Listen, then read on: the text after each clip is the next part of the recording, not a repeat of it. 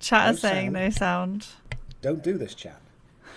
Don't do this to a good start, Catch. There we go. It's done. It's Right. I replugged in all the audio devices. All right, everyone, just back up. Chat, stop it. Okay, stop it. I want you to pretend that we are a professional Dungeons and Dragons troupe and that we know what we're doing. Right, let's start again. Ladies and gentlemen, good evening and welcome to Session Zero.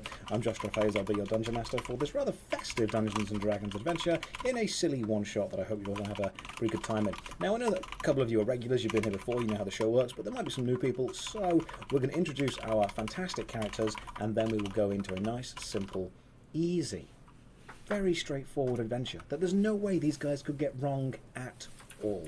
Let's go from top down. Let's start with our Barbarian Rage Darling. Introduce yourself and tell us a little bit about your character. Hey, Josh, that sounds like a massive setup. There's nothing we can do that would go wrong. Do you know us? Our streak isn't very promising, to be honest. But hey, my name's Rage. I play a barbarian, ironically, called Rage. She is a, I'd say, like, probably chaotic good kind of character. She is not very charismatic. She is ironically very intellectual, as you can see from my stats. But we're gonna see where it goes. I mean, she's trying to look for a boyfriend, as a lot of chat has kind of picked up over the last couple episodes. Apparently, Rage is trying to find some sort of man to take with her, but they keep dying, don't they, Josh? They do. I'm just wondering why we've gone from a lovely icy mountain pass to a rather warm forest glade, which doesn't necessarily fit the theme of tonight's episode, but I'm hoping Callum will be able to fix that pretty quickly. Yeah. There we go. See, Rage, you're also slightly, It was just a dream. You're slightly more Christmassy this time, aren't you? Tell us about your Christmas attire. Mine? Okay, so I have. All right, we'll start with the highlight. I'm a bit tall. Hold on. Here you go. So I have these lovely reindeer antlers. Very cute. May or may not be tied to my rage barbaric thing. We'll see. Maybe you'll see the rage come out today. And I also have my Christmas jumper, which has my logo on it and my emotes on 8-bit style. Hashtag ad. Go to my website, ragedown.co.uk/merch, pick yourself up an Uggo Christmas sweater. Defo not sponsored. You know, I didn't even realise I'd set you up for a Merc plug, but look at that for a professional streamer right there, with their own merchandise and everything. So Rage is going to be our fantastic barbarian, hopefully hitting things with a big hammer. And then we have a lovely Billy Trixx. Billy, introduce yourself, tell us a little bit about your character. Hello, I am the Christmas elf. Pun intended, all of that good stuff, obviously. Literally, I am actually a high elf as well. Obviously, you know who I am, because I'm Sourceress Trixx, and I do the fireball things. That's your main trick, isn't it? You walk in and, you know, if the small child needs impressing, fireball. Large army needs destroying, fireball. You need Small to break into room? somewhere, fireball. Yeah, small room, big fireball. Big room, lots of big fireballs. You have solved a lot of problems by setting a lot of things on fire. You can't deny its effectiveness at being, you know, one of the best spells. Talk us through your Christmas attire you're wearing as well. So, as a Christmas elf, I came donned in wonderful tinsel, a crest, my crown, to get into the winter festive spirit. I can see a couple of people in the chat saying that the microphone levels are slightly different for myself and Billy. We will look into leveling those. Billy right now is a little bit too loud, and I'm a little bit too quiet. As soon as we'll find someone. If I say that, someone magically will find somewhere to change around the audio levels. The brilliance of editing in the background. And last but very not least, Callum, tell us about yourself and about the character you're going to be playing. Yeah, so I am Callum, the Bard. Quickly, I have fixed Billy's audio now. She needed reducing. Josh, I can't raise you any more than you are. You may have to do that on your end. But yes, I am the Bard. I am Flute Daddy. I'm also in Christmas attire, a bit of a Darth Vader jumper. I am here to support the party as best as I can. Don't always manage that. But yeah, that's my role. I'm just here for a good time. Not a long time. I see. Excellent. Right, so you've been on many adventures before. You have dived into deep caverns, you've travelled through woods and glades, you've travelled on boats across oceans and seas, and you know what? It is time for a bit of a break. a bit of a winter chill, pun fully intended. Away from adventuring, away from excitement, just to sit down, take the weight off your feet for a bit, and get back and enjoy nature. Now, thankfully, through this plan of wanting to enjoy nature, Callum, you actually won a little kind of getaway, a hideaway in a poker game many years ago, didn't you? Yeah, I did. There was this lovely cabin in the woods, just up by the mountainside. Nice little chilly place, nice and frosty. And the guy that I was gambling against, he was all out of money, and that's all he had left. It was apparently his granddad's. Never lived there. Bit decrepit, to be honest. But I thought, you know what? Let's raise the stakes. I'll go all in against it, and I won it. And I wish I hadn't. So you won a lovely mountainside cabin in a poker game, just on the side of Ice Spire Peaks, for anyone who's following along with the official D&D geography. And technically, all those things are correct. Mountainside cabin. Now that, of course, brings to mind images of a cabin on the side of a mountain, maybe with stilts holding it up, maybe lovely vistas and overlooks and, beautiful areas. It's not necessarily a mountainside cabin. It's more a cabin at the side of a mountain. Like there's a mountain next to you, so technically that's true. And you've invited Billy and Rage to come along to your mountainside cabin and have a bit of a Christmas break. Now, Billy and Rage, how are you feeling about a bit of a Christmas break, and do you think after the adventures you've been on that you need one? So, do you think this place has like a bath? Because I'm not going to be funny. We haven't washed Callum in like a week, and I'm really excited to go and relax, but also I just would like him to not smell. Yeah, Cal, you're kind of stinky, not gonna lie. Look. You got some like aroma going on. She's literally from a hole, and she thinks you're stinky. I'm just trying to blend in. True that. It doesn't have a bath in like the typical terms. I mean, the cellar is pretty much a full-size Olympic swimming pool at this point, but that is due to glacier melt. So we can go swimming? Yeah, it's really cold though, but yes, we can. Nice. Okay. I mean, I don't mind the cold. I'm just writing down cellar flooded in cabin, because that may or may not be relevant later. I'm taking notes of everything you're doing. So you've finally got away. I mean, Rage, Billy, how do you think you're going to deal with just being in a secluded cabin for a couple of days, just as a holiday, to get away from the hustle and bustle of city life? I mean, Rage, can you even calm down and relax for a few days? Billy, do you think you're going to be able to learn anything out here?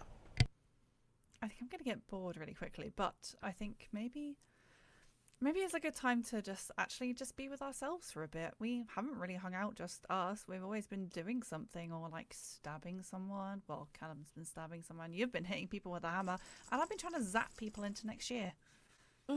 I don't want to relax. This is a holiday. We're meant to be enjoying ourselves. I don't want to sit still and do nothing. I want to do something. Come on, guys. I want to play. What should we do? After travelling, you arrive at this lovely mountainside cabin that you've been promised. You have huge glacial spires rising to the left and right of you, snow gently falling, the temperature dropping and the wind starting to pick up. And what you see in front of you is a pile of roughly cabin-shaped rotting wood. Somehow, amazingly, moss has been able to grow on the outside. You see a couple of animals huddled around the wooden structure. The door is falling off its hinges. The fire has long since seen any form of heat. This is effectively a pile of mush that has somehow managed to stay up and will at least provide a very basic roof over your head. A far sight from the mountainside cabin that you've been promised. When you see this, Billy, Rage, how do you feel? Callum, you told us it was a cabin. This is a pile of mush. The definition of a cabin, it kind of sways a bit, right? I mean, I guess as long as you can put a person in there and there are four walls and a roof, regardless of how decrepit they are. I mean, look at this. An old person is still a person, right? We're going to have to... Callum, can you just make a charisma roll, please? Roll a d20. I want to see if an old person really is a person. We'll find out. That's a 15. Callum explains to you, Billy and Rage, that an old person is a person and an old decrepit cabin is still effectively a cabin, so this is what you're going to enjoy your Christmas holiday in and around. Now, Rage, I know that you might not necessarily want to be in the cabin. You look around you and you see ice some snow, some icy snow, and some snowy ice. There's a couple of rocks. They are frozen and covered in snow. There is a tree. It's dead. It is now just effectively a big pile of rotten wood and ice. There's lots of snow back where you came, and that's pretty much it. Billy, you see again lots of snow, lots of ice, and lots of cold. There is a small path to the east heading into the glacial mountains that you've been around, but it looks uninviting and you have no reason to go there. What do you think you're going to do? I'm going to go and try and find a fire to light to warm us up, because there is nothing that seems alive here. The only fire that you would possibly be able to find would be inside the cabin, as there is a fireplace and a fire pit, but it's been a while since it's seen any kind of heat, and it is a little bit soggy, so you're going to need to warm it up slightly first, and then try and find some fuel from somewhere to burn in it. While you're doing that, Rage, what are you going to be doing? I'm going to be telling Callum to check his Discord DMs because there's a technical issue. I would like to be outside, and I'm going to look at the snow around me, and I'm just going to like scoop up some snow, make some snowballs, stuff some in my pocket for realizing probably going to melt due to my body heat, but not really understanding why. You now successfully have a pocket full of originally ball-shaped snow that may, over time, melt into just water, seeing as that's what it does when it's next to a warm body. There is very little out here, to be fair. You can't see much beyond snow and ice. The cabin looks inviting enough, even though the door is falling off its hinges, so you could go and have an explore around, or you can go and have a look at the weird path off to the east, which may be relevant later. You don't know. There's not much out here, to be fair. Callum, are you a little bit embarrassed about this cabin? I mean, I didn't build it. It's not really my kind of whole deal. I just now own it. I'm not embarrassed by it. You know, never be embarrassed by what you've got. Or by the fact that I'm incapable of green screening Rage properly. Mr. DM, I don't feel so good. What's happening right now with Rage is she's going through this kind of transparent cycle where she just tests out being, see-through every now and again. It's a phase. She's in it. Don't worry about it. Don't question it. It's okay. Bye, everybody. Just that Billy has successfully cast invisibility. Finally, for once, on Rage, and now she has gone fully invisible. The sun is going down, the wind is picking up, and the snow is starting to get heavier. The ice is beginning to freeze over again. You can hear the whistling past all the peaks. You can see the few trees in the distance beginning to bend and bow, and the snow is gone from being that lovely, fluffy, gentle fun to almost quite an icy shard that cuts your face as it blows past you. The cabin is, unfortunately, your only respite from this storm, and so, even though this is not the holiday you planned, you may need to take cover soon. Billy, what are you thinking? I'm just going to go straight inside. I just can't believe Callum has dragged us all this way. And I really thought that we were going to have a holiday. And it's literally a bit... I'm not happy. Look. I'm going to go inside and just start lighting the fire. Where else are you going to stay? Do you own property? Because if you're not on the property ladder, you're failing in life. I'm sorry. You call this a property ladder? It's kind of like, have you ever seen, those ladders in like really old libraries that are kind of, the rungs are falling off of them, and they're just, by definition, they're a ladder. It's one of those. I think Billy, could you roll a d20, please? I want to see if there is, in fact, a property ladder inside this cabin. 10.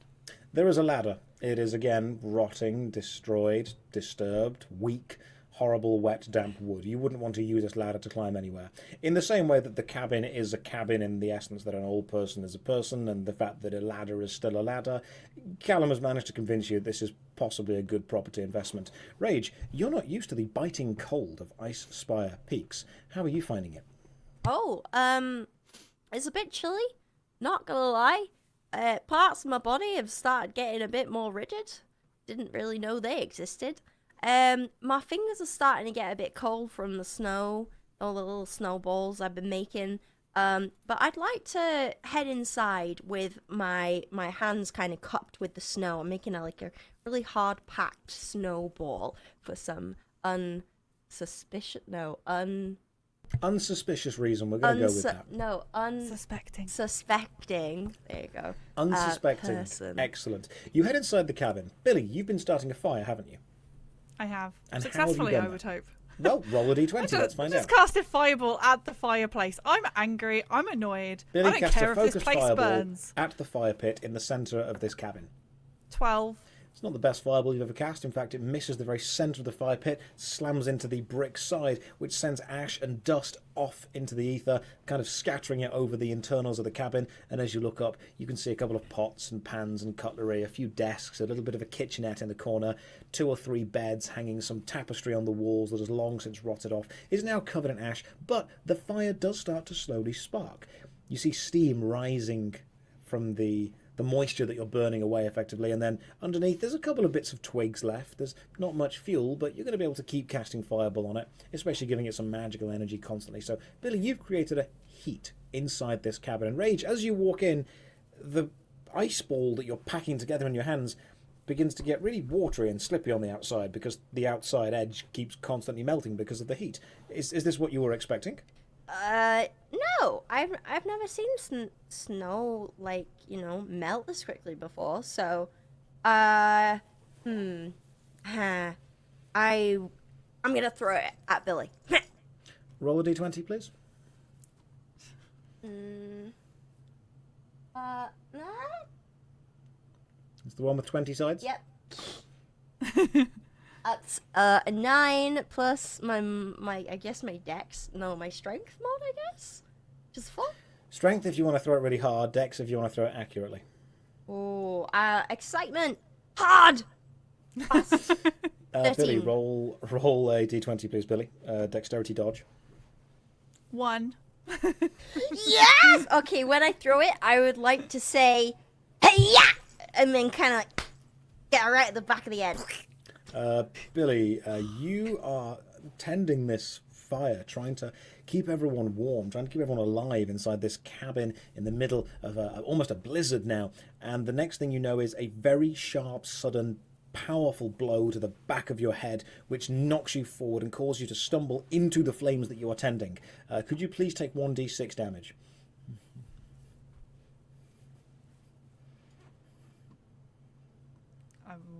Callum, can you please take me 1d6 Billy, damage? what did you roll? Roll a d6? Oh, sorry. Wait, where's my d6? I'm doing a rage now. There is. I was going to say, there's no way you've done 6. That was a d8.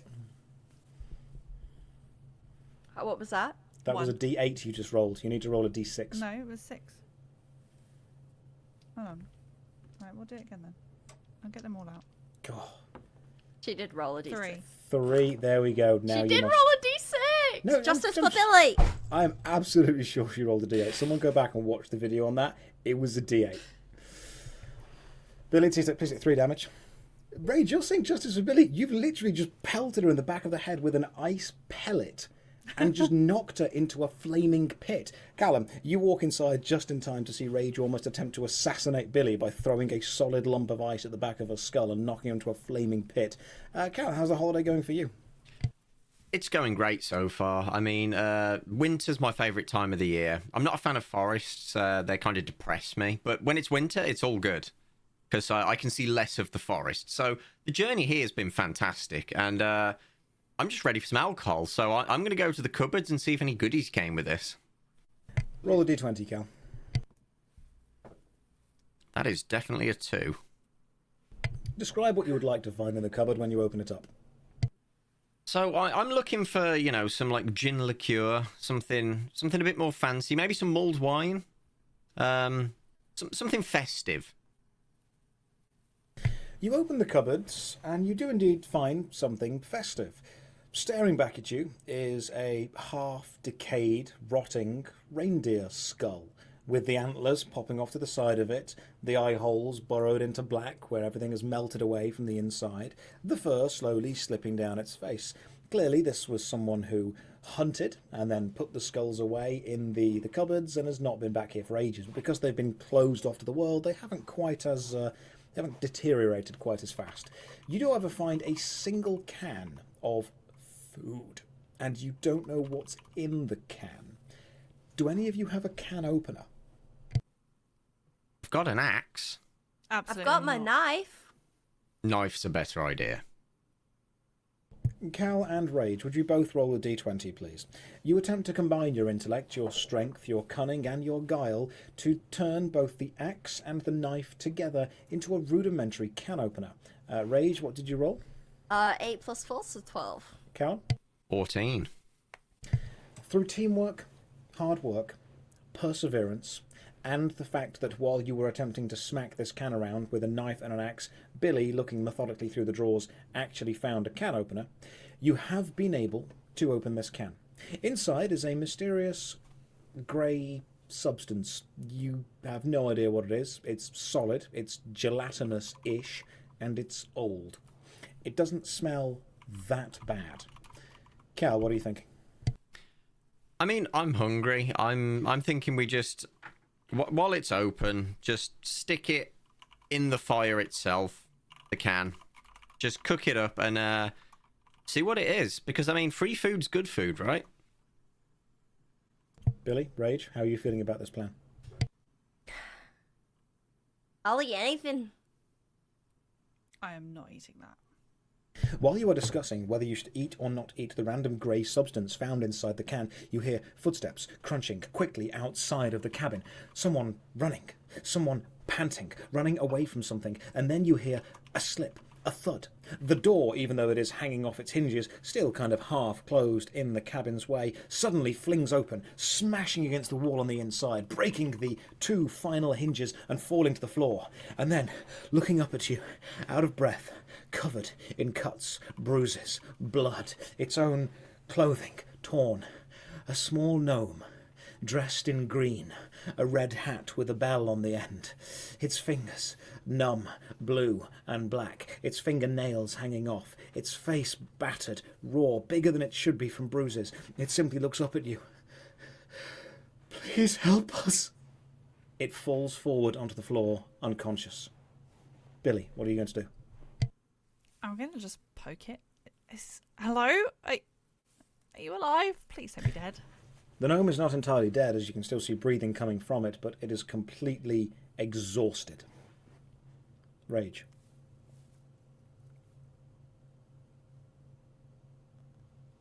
Yes? Describe to me your intentions with the gnome that's currently on the floor. Oh, I will go over to it, and I will poke its face. Roll a d20. 5. Describe what you would like to happen. The poke its squishy cheek. Okay. Your poke is quite powerful, and you are stronger by far, almost double the height of the gnome. So a poke to you is almost a jab or a prod to it. Its face rolls to the side. Its cheek is quite red. It is quite squishy. The hat seems to have been sewn onto its skin to make sure that it can never take it off. The bell jingles slightly as soon as you poke its face away. Not dead, but definitely tortured, definitely beaten, and definitely in pain. Callum, you've seen Billy poke the gnome and Rage go over and poke it harder. What are you thinking? I mean, this guy's on my property that I have tended to quite carefully over the last 4 months that I've owned it. I'm not best pleased that there is a potentially dead gnome on my property. This is the sort of heat I just don't want. But I'm going to let them two deal with this. I'm just going to keep searching. Cal, roll a d20 to see how the search goes. That is definitely a 9. You don't find too much in the actual cupboards.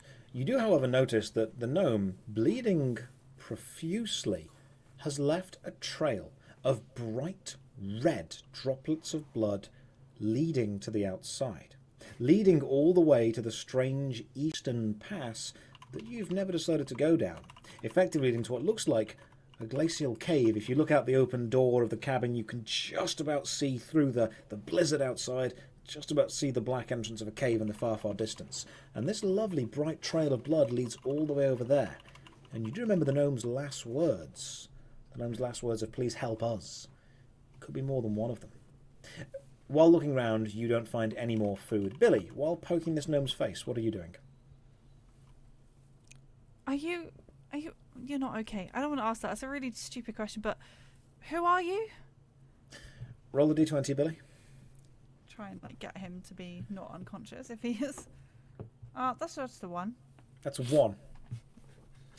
Billy, describe what you would like to have happen. I'm just gonna kind of like bend over, like kneel down beside him. Mm-hmm. Hello. The gnome dies.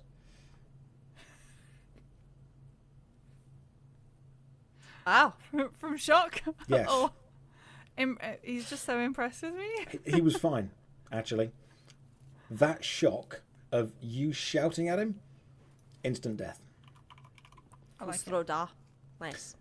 So what you do find on him, as you decide to search the now dead body, was a name tag. Okay. It says Timmy. Shit. Knew I should have killed it. Nice. Rage, you've just been poking this guy's face and Billy has shouted him to death. How are you feeling about this, Rage? Confused. Not gonna lie. Honestly, I'm glad I got left the hook for absolutely slamming a hard fist of a snowball into the back of Billy's head. She didn't seem to be bothered, which is quite funny. Ha ha, hee hee. Got away with it. Let's just say I blamed it on Cal. Not sure what's going on with the gnome though. Let's go on an adventure. What should we do? Well, Rage, what you've seen is you've arrived at this cabin. It's terrible. It's nowhere near what the pamphlet and the brochure called Callum has sold to you as a holiday getaway.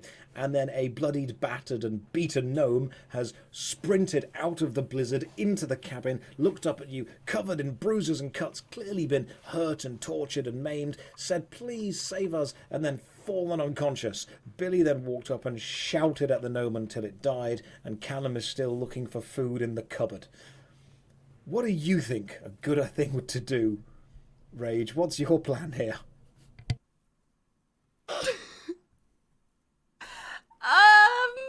Is there such a thing as a good plan in this situation? Dude, I don't even know anymore. Rage, I'm do you want to make happy. more snowballs? Yeah. Rage, it's quite snowy outside. You can go outside and make more snowballs if you want, but Yes, you might take please. some damage from the environmental effects. I invoke rage. You invoke Rage in order to take half damage from the blizzard while making snowballs. Yep, that's what I was. I was offered a holiday, so I'm doing that, and I'm invoking reindeer as my animal of choice, and I'm going out and I'm making snowballs. Rage looks down at the dead gnome and, in an immediate reaction, becomes slightly more reindeer-like and walks out into the frenzied blizzard and begins scooping up handfuls of snow and crushing them into small spheres and then putting them in your pocket again. I'm gonna just gather them up into like a big power of snowballs. Excellent. You just gather them into a large pile. Billy, you're looking at this gnome that's died after you've shouted at it with a name tag Timmy and the last request, "Please help us," and a trail of bright red blood leading out of the cabin door toward the cave. Billy, what would you like to do? Right, can I just drag the body outside because it's starting to already like mess the place up? It's already disgusting. I already had a plan with that, Billy. So I promised you guys a very festive holiday. So I'm going to start nailing the gnome up onto the wall outside as a decoration, and I begin to write gnome. I begin to write "gnome, sweet gnome" on the wall. Well, I guess at least we'll not get bothered for the rest of the time we're here. I would like to turn around and start throwing my snowballs at Cal while he's doing this at like super speed. Callum begins to drag the gnome, but Cal, could you roll a d20, please? Billy, if you're assisting, Cal, roll with advantage. That's a 9. I got a 20. Am I rolling with advantage? Billy rolled a 20, so we're going to use her roll. I was going to have you drag the gnome across the fireplace by mistake, but no. Amazingly, Cal, the next cupboard that you open in your search for food just happens to have a carpenter's kit in it, which contains a hammer, a couple of nails, some stakes, and some wire that you can tie things up with. So, you do successfully drag the gnome outside into the blizzard, lift it up, and Cal, describe how you're going to hammer the dead gnome onto the cabin. What a sentence. Yeah. So I'm not a complete monster. I'm gonna nail him up by his his sleeves and his legs. That one will be through the bone, because you need some structural integrity to the whole nailing process. I actually know loads about nailing corpses. I could lend my what intellect a sentence. to you if you would like. Sure, give me your wisdom, corpse nailer. Okay. Oh, I begin whispering into Callum's ear. Right, so you gotta put the nail through the balls, cause it keeps them steady, and then just put one on the shoulder. There we go. I'll be a bit lopsided. I think I'll stick to my original plan, thanks. I wanted a fun festive adventure, and now we've got Gnome Jesus. So, Callum begins nailing the gnome's body up to the outside of the cabin, while Rage shares her ancient, secret, esoteric knowledge of how to nail bodies to cabins. Billy, you've assisted Callum with pulling the gnome outside. The blizzard is beginning to subside slightly. The bright red blood trail leading to the cave to the east is even more visible than ever, and there are no more cupboards left inside the cabin. Billy, what are you thinking? I haven't even gone outside to see what they've done with the body yet. I just left it outside. Oh, you'll and love left it, to trust me. What are you guys doing? I mean, It says not really gnome, what I imagined we'd do with our time here. but it says gnome, sweet gnome. Who could hate Merry that? Christmas! So, I've got to ask, the cabin is already a bit of a disappointment. Is there at least something for us to do here? Because Rage has been crazing the arse off us ever since we left. I throw another snowball at Billy. I'm going to be honest. No. There was an outside Rage roll place. What do you 20, mean, please. no? I want to... You're going to throw it at me. I'm going to Yeah, try and I've- catch it. You're gonna catch it. Rage, roll Oh. a d20, please. Billy, roll a d20 in response. This is the RP we want, ladies and gents. We've got it. Yay! 7 plus Two. 4. Rage, please describe how you throw a snowball at Billy and what your aim with this is. Okay, she comes out and she starts ruining our fun, which is not okay. We don't like the fun police in here. And it's Christmas. So I have my big balls in my arm. And then I'm gonna go,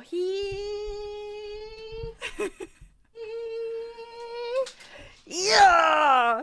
And then throw it straight into her forehead. I try and catch it, but instead of catching it, like, my depth of field is off, and I kind of just, like, You actually reach for nothing. You do manage to catch it. It's actually quite effective. However, because it's snow, catching it doesn't stop much. So instead of a solid ball of snow coming towards you, when you catch it, most of it gets caught on your fingers, but then through the gaps between them, shrapnels of ice and snow splatter and cut across your forehead. Billy, can you roll a d4, please? Sure. 2. Can you please take 2 damage? Excellent. Rage is slowly killing Billy by throwing snowballs at her. Callum, you finished nailing the gnome to the side of the cabin, and you've written Gnome Sweet Gnome. In what? So there wasn't really much to write it in, so I just found like a wound and just stuck my finger in and then just traced it onto the side of the cabin. It looks really ominous. It looks great. You're very much in your psychopath arc right now, aren't you? This is the same as the baby throwing onto the child throwing onto the fence. This is your character tends to go through being the hero to being the villain to the hero to the villain. There's a lot of ambiguity here. This is definitely, you're fully in your chaotic arc right now, aren't you? It just builds up, and occasionally I just need to let it loose, and I just do that all in one big go, so it's gone for like a month. And then this was this month's like disaster. While Callum has been nailing a gnome to the side of a cabin and Rage has been throwing snowballs at Billy, powerful enough to cut her and hurt her, a second gnome appears from the Callum, cabin, get it! beaten and cut in a very similar fashion to the first, running toward the cabin until it finally sees all of you and goes, "Please, there's so many more in the cave to the east. Please help us." And then just before it falls unconscious, it sees its brethren nailed to the side of a cabin, and its last vision is of its brother, Timmy, as this gnome, Jimmy, falls to the snow unconscious. Billy, what are you thinking? Hello! Jimmy super dies. I go over to Jimmy's body and I start dragging him by his legs towards Callum. I'm not going to have to pay for decorations this year. This is great. I pick up the body and I hand it over to Cal. Here you go. Thank you. I'll get that right up on the cabin roof. You're welcome. Do you need any help with that? Please, yeah. Did you get hit on the head again? We could do tea time. I could get you up there with tea time. We could tea time him onto the roof, and yeah, no, this works perfectly. Oh, let's do it. Callum, please describe what you're doing with the second gnome. So I'm starting to climb up onto the roof of the cabin, and I give the body back to Rage before that, so that she can tea time Jimmy up onto the roof. I'm already up there with the nails, and I'm pretty sure blood will come with it, so I can write some other gnome pun, like, I don't know, oh, hello, me old chum, on the roof, and I'm sure that'll really get the festivities going. That famous gnome pun, ooh, hello, me old chum. Oh, mate, gnome circles go crazy for that one. Billy, could you just roll a d20, please, for perception? Okay. 3. You're lucky to have perceived the blizzard at this point, to be honest, Billy. Rage, could you please roll a d20 for perception, because someone needs to notice something. Oh, damn, that's a natural 20. Rage, amazingly, you notice that the second gnome, Jimmy, ran to you out of the cave in such a fashion that, looking at the trail of blood that Jimmy has left, it forms a perfect arrow pointing into the cave. What you do with this information, entirely up to you. Rage, you are still somewhat within the form of a reindeer and raging. You have not taken any damage from the blizzard yet, but you are going to because it's getting cold. Cal, the same applies to you, and Billy, you might also take damage from the blizzard unless you can somehow stop the elements from attacking you. Rage, what would you like to do? I would like to tea time Jimmy, please. Describe the action. All right. I pick up Jimmy by Jimmy his... is already on the roof at this point, I believe, because Callum had carried him onto the roof. So No, Timmy he is gave nailed to the side of the cabin. Where's Jimmy? Jimmy's in my I gave hands. Jimmy back to Rage while I climbed up the roof. Okay, so you've got Jimmy. Yep. Carry on with the action. So I take Jimmy's feet and I begin to do like big swirls, big twirls with him and just kind of like wee. And then on the count of 3, I let go towards Callum. So Please roll a d20. his shot puts up to the roof. That's a 2. Rage picks up Jimmy's body and begins swinging it around, trying to build up momentum in an attempt to throw the body of this gnome that has emerged from a rather suspicious eastern cave up onto the roof. As you are swinging it round, a third gnome appears from the eastern cave, running towards you, and you just about hear, "Help! There's so many of us in danger!" before you release Jimmy's ankles and fling him at almost light speed directly into the third gnome, Bimmy, as it knocks him to the snow, and more blood tumbles across, spraying a wonderful crescent fountain up into the air, and as the droplets land on the ground, they spell out, "Go into the cave," on the floor in blood. Callum, you have a beautiful view of this because you're on the roof. What are you doing? So I turn around from writing my masterpiece out on the roof, which was "There's no place like Gnome." I turn around and I see this on the floor, and I'm like, one, that's going to raise the property value through the roof. And secondly, I think we should go do that because someone's getting really angry. Hey guys, it says go into the cave. I think we should go into the cave because otherwise Fantastic we idea. might die. Billy, what do you think you should do? The blizzard's picking up, there's a gnome nailed to the cabin, there's 2 dead gnomes on the floor, and the words go into the cave in blood on the snow.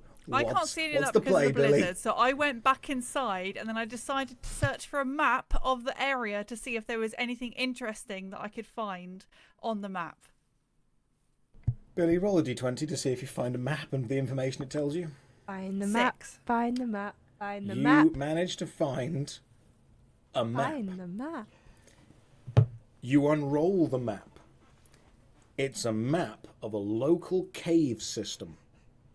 Does it have anything identifiable on there like that I can see? Like, is there like a treasure chest or something, or like There's a big pirate X? There's a or... big arrow, and then above it the words "You are here," which is very convenient because you'd have only been able to find this map and that'd be relevant in one place. But thankfully, the "You are here" is pointing to a little cabin, which looks remarkably like this one, minus the gnome. And what's like in the? Is there anything else? Is there any other icons on this map that I can work out? Roll a d20, Bill. Let's see if there are any other icons. 13. Yes. There's an icon to the south of a picture of a cart with a big sack of goods on the back of it. Nice. You said big sack. Guys, I've got something we can steal later. Guys? Just walk out with the map. Yeah?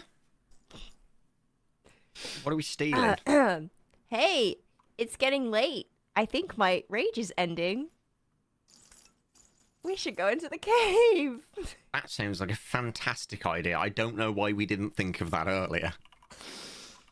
Oh, I didn't know either. Like, we didn't get any signals to go into the cave. Like, why would we? Billy, what are you thinking? Do you think, I mean, these two guys kind of want to go into the cave where the 3 gnomes have emerged from, bloody and beaten and battered. I don't... We were supposed to come on a holiday. This is not the holiday that I wanted. Are we seriously going on holiday to then not going on holiday? I even put my out of office on. I can't get any mail. Hey, man, I don't want to be bored. Billy, come on. Stop being a boring bore. Let's go do Fine. the cave thing. I mean, it just could be walk after. exciting. Through no level of railroading and entirely through your own volition, you decide that you should investigate the cave to the east, where not 1, not 2, but 3 bloodied, beaten, battered gnomes dressed in green and red clothes with little hats sewn to their foreheads with bells ringing on them have run from and demanded that you go and save the rest of them. You travel to the east. The glacier begins to form even higher around you, and you see, cut into the ice itself, an almost perfectly circular cave entrance. Callum, are you ready to go in to the icy cave? Billy, Rage, how are you feeling about this? I'm down. By any chance, is this small cave called Smave? It's actually a pretty big cave. Oh. I collect some snowballs. Some more snowballs. I hold a fireball constantly in my hand just in case Rage throws another snowball at me. Billy and Rage. Billy, you have a constant fireball lit in your hand as you walk along. Rage, you are carrying enough snowballs to take down a small army right now, even though it's getting colder. Cal, you've seen this kind of cold war going on between Billy and Rage, no pun intended there. How are you feeling about this? I mean, so long as I'm not caught in the crossfire, I am happy as Larry. I'm just trotting along towards the cave, paying no attention to them. They can, be on with their antics, and I'm just doing me on the way. As you are walking toward the cave, you begin to feel quite the heat from behind you, like quite an actual wall of heat. And as you turn around and look, you see that the grey food has caught fire in the cabin. You left it in the middle on the little fire pit. It's bubbled out of whatever it was. It's burnt, and it's beginning to burn the floor of the cabin, as Billy's magical fire is lasting far longer than it should. Cal, your cabin may be slightly more damaged by the time you get back to it, but there's no time to turn around now. The blizzard is picking up, pushing you further and further into the cave, and by the time you step inside, with all the walls encompassing you, the snow from the distance fades away. You're inside an icy cold cave, and as you walk further in, you begin to follow the 3 separate blood trails from 3 separate gnomes that eventually all converge into one single trail, leading deeper and deeper into the cave. And as you walk, you begin to hear something in the distance. You hear a clanging of hammer on metal, of hammer on stone. You hear the dull, endless drone of thread being pulled through leather. You hear the sounds of production. What are you thinking? It's cold in here. Who? It's really cold. Is that an owl? Who? An owl. Yeah, there it is again. Ah, Who? And again. who are we on about? Who? Who? I like the echo in here. Echo! Oh, oh. A 4th gnome runs Oh! from the inside of the cave. While Callum is saying that it's cold inside the icy cavern, and Rage is doing an impression of an owl. A 4th, bleeding, bloodied, battered gnome runs from the inside, from where the sounds of production whence came, screaming up to you, eventually running and clawing at you, Callum. The small gnome looks up at you. Save us, please. Time is of the essence. He has gone mad. The Who's gnome gone then mad? falls to its tiny knees and falls forward, unconscious onto the floor again. No, we can't really help these. Can't really help these fellas if they keep on dying. It's not very helpful, is it? The gnome finds just enough strength to look up and look at Rage and say, "Where are you from?" Hey, never you mind, mate. Never you mind. You've been hit on the head again. I think so. Alright, champs. Let's go sort this trouble out then, shall we? To the cave! More inside! And I head in a general direction. Inside. I head in a direction that seems somewhat intriguing. Do Rage, tell roll where a I go. d20, please. Okay.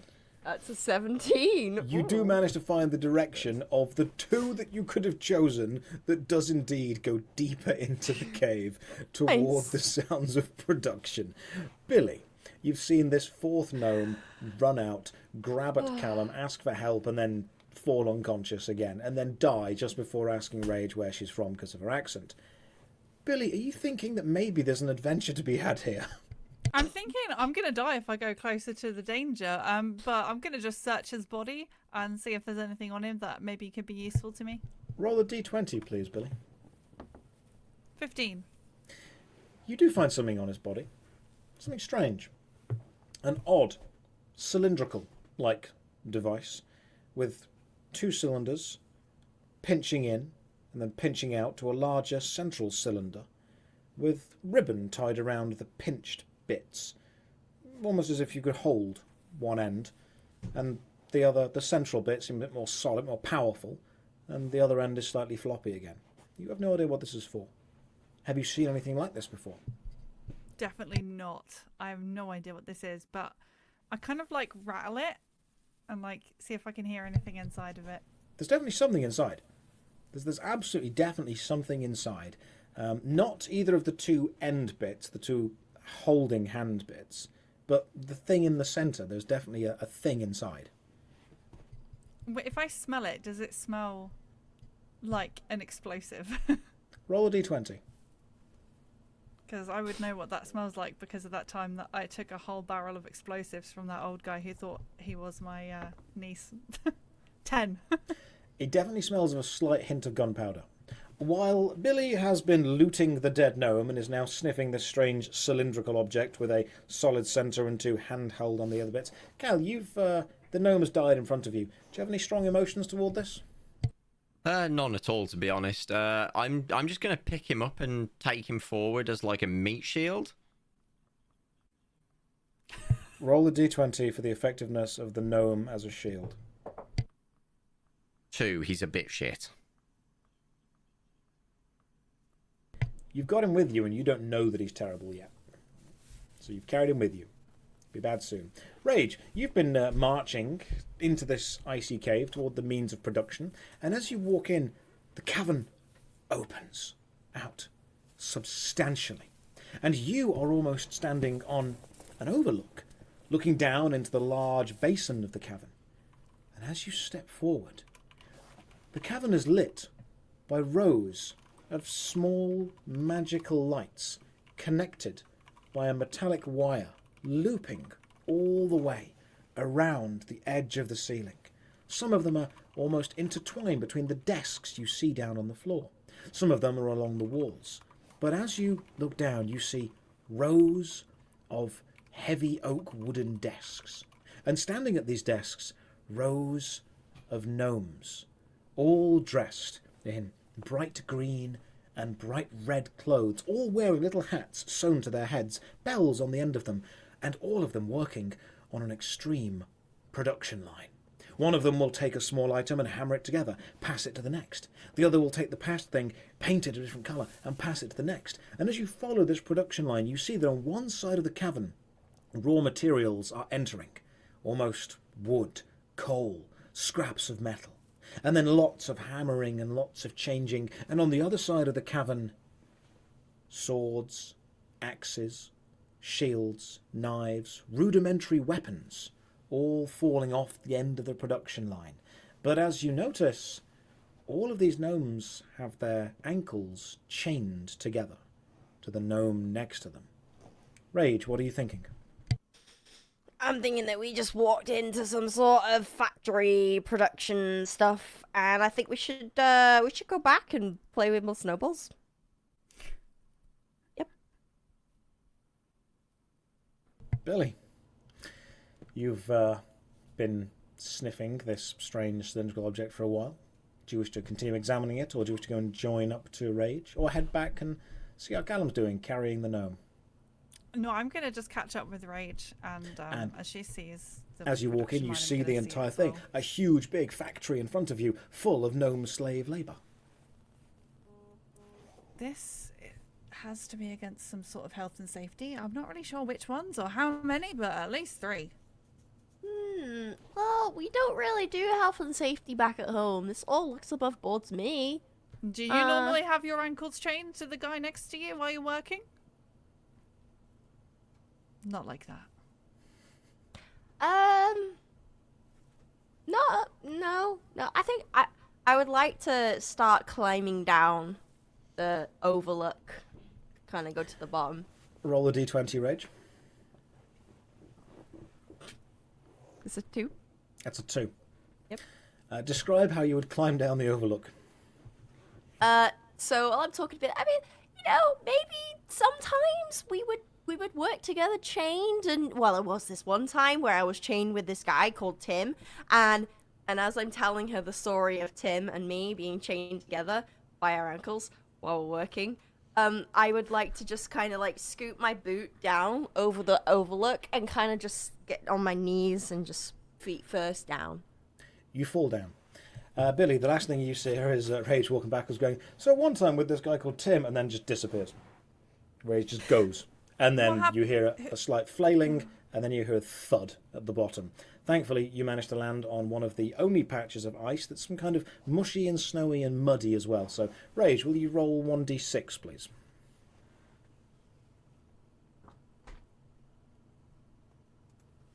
What is that? Have a look at the number on the opposite side. Ah, it's not a 6. That's good. It's a 1. It's a 1. Did you think it might have been a 7? Because the chance of that appearing on a d6 is quite slim. So, you did, didn't you? Shut up. I wasn't going to say it. Please take 1 damage from the fall. Of course, yes, okay. 1 damage. Billy, you've watched Rage walk back, explain about her time with Tim, a man called Tim, and Shackles, then just disappear out of your sight and thud onto the floor rather painfully. Callum steps up behind you, carrying the body of a gnome. Billy, what are you going to do? Oh, God. Oh, dear. Okay, she's fallen down. Are you good down there? You're good. She's probably fine. I'm going to turn around and see if Callum has caught up with us. Callum has caught up with you. However, when you turn round, you see Callum standing there. You see him holding a gnome over his shoulder. And behind Callum, you see something else. Something that has either followed you in from outside or was in the cave the whole time and has somehow managed to sneak behind you. Standing at least 4 or 5 feet taller than Callum, on all fours, covered in hair, a grey direwolf with long matted fur, gnarled teeth, and a fresh cut just above its nose, which is giving it a lovely bloody sheen, rolling down of bright red. Snarling. Billy, you see it. Callum hasn't realised it's there yet. What are you thinking, Billy? I'm thinking we need to throw that gnome he's got over the shoulder as bait for the wolf so that we can get away. Callum, it's How, behind you. What? What behind me? Callum, throw the gnome. I don't understand what Billy's asking me to do, so I throw the gnome down the crevasse as a trampoline and proceed to jump down onto it. Cal, please roll a d20. That's a 14. Billy says, throw the gnome. You think, I know exactly what she means. She means so I don't end up like Rage, falling down this icy cavern into where the production's going on. I need to use this as a soft landing mat. So you throw the gnome down. Rage, will you make a d20 avoidance roll, please? So that and add your dexterity. 14 in total. Amazingly, as you stand up, Rage, and kind of brush yourself off, a gnome splats right next to you on the floor. You look down, and because it wasn't exactly a substantial thing anyway, it is absolutely obliterated and splattered everywhere. The clothes it's wearing have remained intact, but as it hits the floor, layers and tendrils of red, goo and bone splurt out of both the armholes and the leg holes. This is followed almost immediately by Callum, falling through the air and slamming onto the ground just as hard. The gnome offering effectively absolutely no protection from this fall whatsoever. Callum, please take d6 damage. Okay, doke. Let me try and get this d6 out. Okay. That's a 2. Billy, while Callum has fallen off the edge and taken damage, the direwolf steps towards you and growls again, its nose glowing even brighter red by the lovely reflection of the fireball you're holding in your hand as it glints off it. Sit. Roll a d20, Billy. 18. Do you have animal handling as a proficiency? Don't think so. Pretty sure not. I do. Rage not. does. Okay. I'm going to roll a d20. 18 to beat, yeah? Mm-hmm.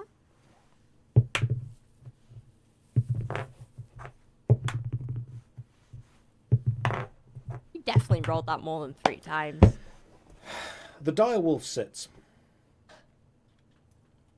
Good puppy. It just starts playfully kind of panting a little bit. Go on, do it. It's licking Go its on. nose Like what? constantly. Like what? Like what? Like what? Yeah. It just kind of looks up at you. It's sat down. It's got its paws in front of it. It's got its legs up to the side. It looks up. It's kind of like a grin on its face. It just kind of goes, Do you want to eat a gnome? Clip it, chat!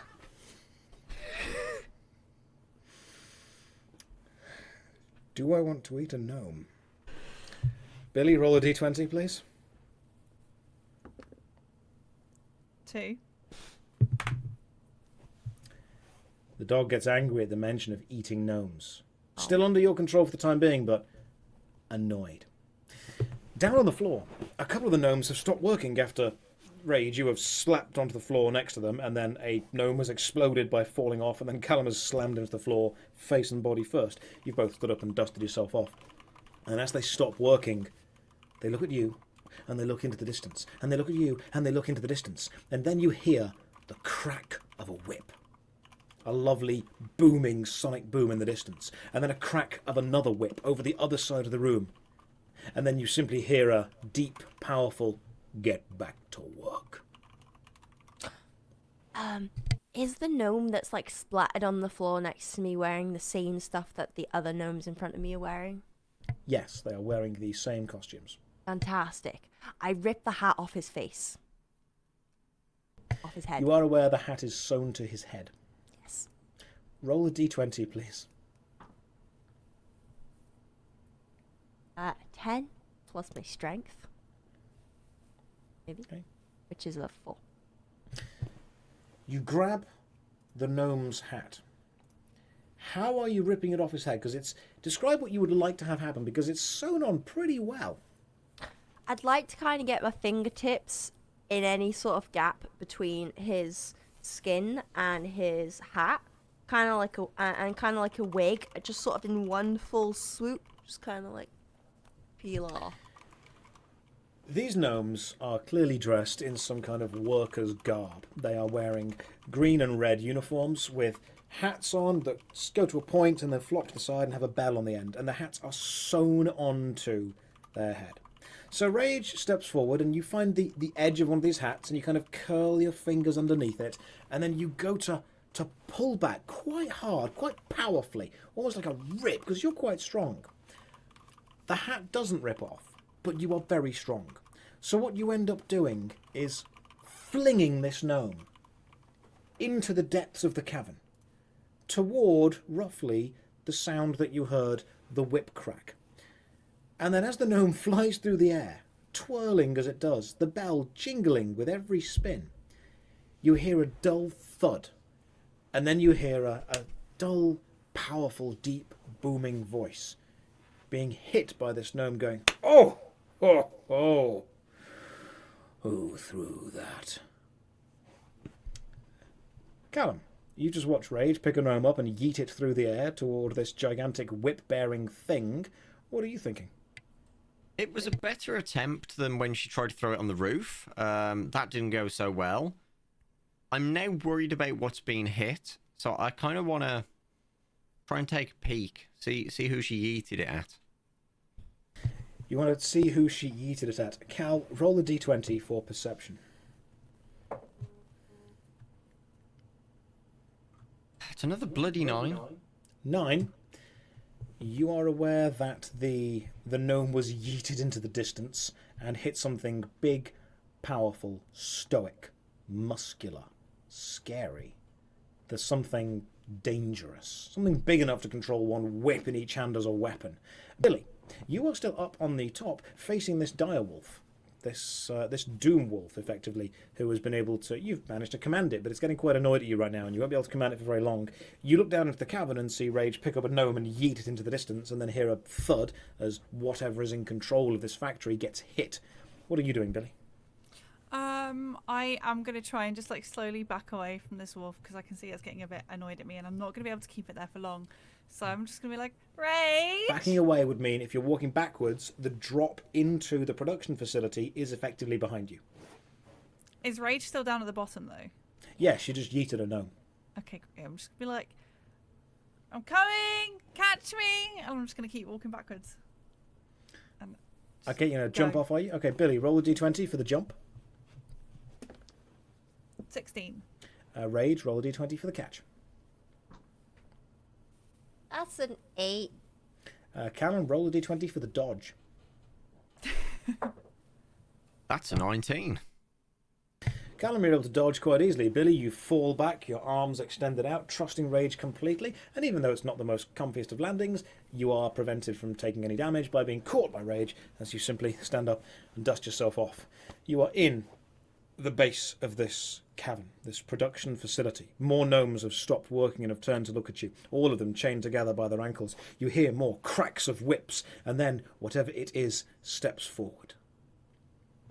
It's tall, green-skinned, wearing torn green robes, red in places, white trim around the edge, fur, holding two big, powerful whips, made of a combination of chains around its hand and then braided together flesh, which effectively ends in a lovely hook on the very, very end of this big, powerful whip in each hand.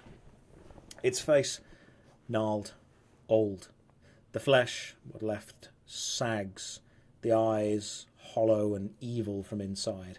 The hat again sewn to it, the little bell jingling on the side. It cracks the whips again, and the workers begin to work faster. It steps forward, and you must face Saint Nicolash.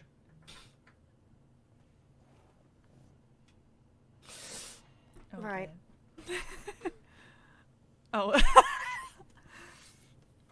I'm with her on this one. Oh. Billy, will all of you please roll for initiative? 10. 16 for me. 18.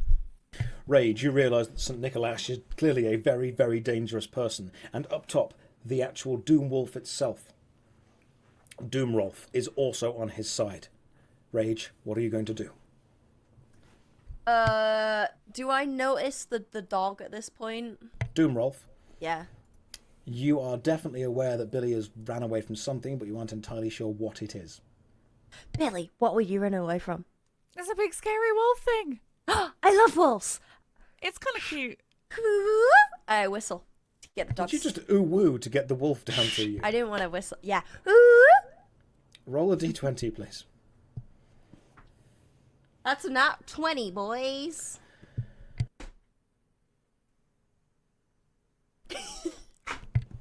Doomrolf has never really liked St. Nicolash, and so bounds down the icy, cavernous side, the drop into the production facility, and walks over, paws padding at the ground, to you, Rage. Oh.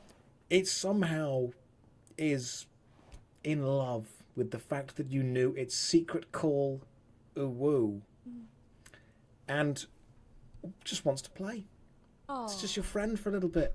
And while you are talking to it, right in front of its face, almost an inch away from its eye, you see in almost slow motion one of the whips fly forward, the hook on the end, cracking into the sonic boom, the sound barrier. The crack of the whip exploding, and it pulls back. It very nearly hit Doomrolf. Rage, what are you going to do now? I'm gonna look at the Doomwolf in the eye and say, "Who's a good boy?" Pat him on the head, and then turn to face whatever cracked the whip near my Doomy boy. What is? Oh, we already know what it is because you already did the description. It's Okay. Saint Nicolash and Roomdolf, or Doomwolf, fighting against you, but for some reason now the Doomwolf is on your side. He is standing, hulking, a giant ogre, whip in each hand, demanding that all of these small gnomes produce weapons from his factory, and he is angry. In fact, he realizes that you've taken his pet away from him, and he throws two whips towards you, attempting to get the hooks under your skin and rip out a chunk of flesh. Rage, can you please make a roll a d20? Roll to avoid. It's a 7 plus Add your modifiers? dexterity. 4. So What that's an is 11. your armor class? 18. Both whiplashes splash to the side of you, but the hooks do not manage to embed themselves in you. Callum, you're aware this has happened. What are you doing? I mean, Billy's not looking too great health-wise, so I'd like to cast Heal on Billy, which is a D8 heal. Okay, roll a d8, see how much health she recovers. That's a 7. Billy, please recover 7 hit points. Billy, That's you what suddenly I say. feel yourself invigorated and filled up with energy again, ready to Hell fight. yeah. Your health comes back to you. St. Nicolash is standing in front of you, throwing 2 whips toward Rage, attempting to embed hooks into her flesh and rip it out. Rage has managed to get Doomrolf, the Rudolph Doomwolf, next to her on her side. What are you doing, Billy? So the next time he goes to like thrash the whip, I want to grab it with Mage Hand. Billy, roll a d20, because as you are considering this, a lash of a whip comes towards you. 1. 1. No! Oh, Billy. That heel's looking good now. Billy, describe Conjuring Mage Hand. Well, unlike the foot last time, it is going to be a perfect replica of my hand, but in an ethereal kind of purpley kind of form. And I'm going to just like pull it out of my own hand. It's going to like. And it's perfectly successful. You manage to make an almost facsimile of your own hand magically appear from the top, and as the whip comes forward, it is perfectly on. You reach out your hand and you grab the metal hook, and it hurts. And you realise you used the wrong hand, as the mage hand is up here, grabbing perfectly. You look at your hand, and you see, protruding out the back of your hand, a metal hook. And then you can feel in your hand the other side of the metal hook, and you think, this is going to hurt. And it does. Realising that he's got you hooked on one of his whips, St. Nicolash simply pulls it back and flicks it behind him as hard as he possibly can. Billy, you are yeeted up into the air, torn away by your hand, flung through the inside of this cavern, and by the time you finally manage to struggle and unpierce the hook from your hand, you slam into the wall and slide down the icy back onto the production line again. Billy, will you please take 1d8 damage? Oh no! Oh no! I really have lost my D8 this time.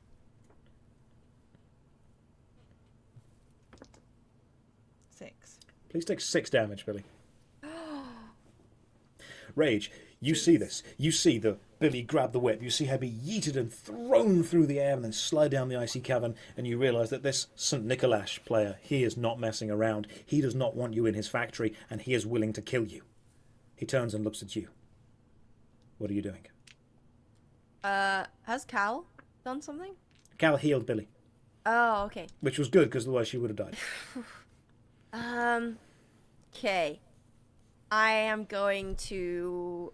I believe I can rage 2 more times before I have to You sleep. can.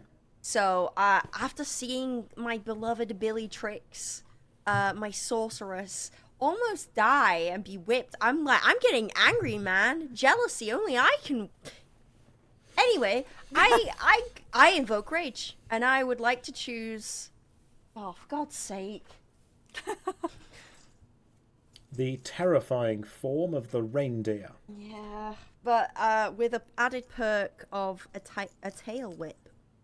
I like that you committed to putting the ears on first, and then you put the nose on. Even though halfway through you realised you'd done that wrong, but you kept going. I respect that. You'd like to start off with a tail whip. I would like to have the tail whip perk as I rage. As a reindeer. Yeah. Okay. Oh, okay, right. How about let's go for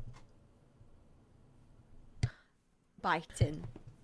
Rage's barbarian ancestry fills her with all of the power and anger of the beasts of her home city, her home country.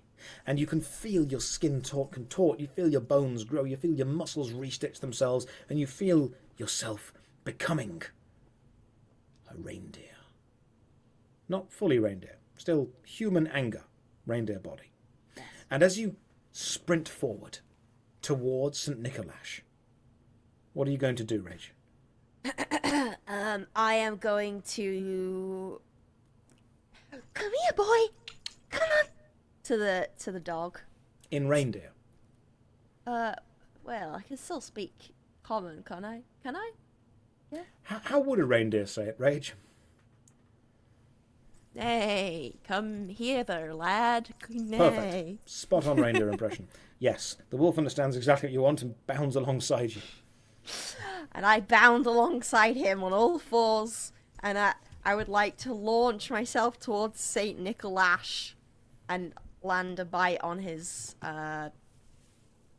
leg. I like that was really epic, like face, chest, torso, neck, leg. You just went down. Yep. Roll a d20 rage for how successful this leap and bite is. That's a 9 plus dex, so for like 13. You bound forward. You jump. Your hooves catch on the edge of a table, but you manage to stabilize yourself before tripping, and you fly through the air. You twist your mouth. You open, and your teeth clamp down on St. Nicholas's leg. Very tough. Very powerful. Very meaty. Very sinewy. And as you manage to rip some of the skin and tissue off, he flinches very, very slightly. Describe what your direwolf is doing as well. What's Doomrolf doing? Going for the other leg. The other leg. Yeah. Roll a d20 for Doomrolf. Sorry. Too excited. That's okay, Rage is dying slightly. 16! Let's go, Doomy!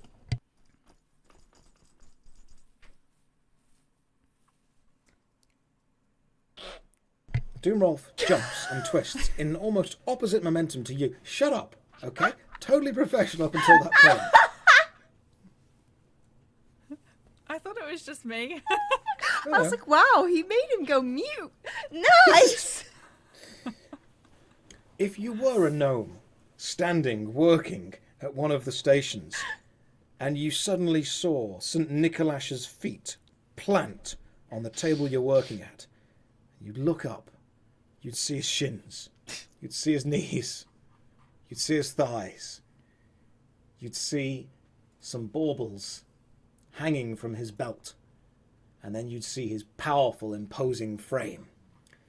And he whips, and then you turn and you look at what he's whipping toward, and you see on one side of you a reindeer gracefully bounding, on the other side a direwolf in slow motion, almost leaping, twisting like beautiful choreographed swimming dancers, and both of their mouths opening, clamping onto his shins at the same time.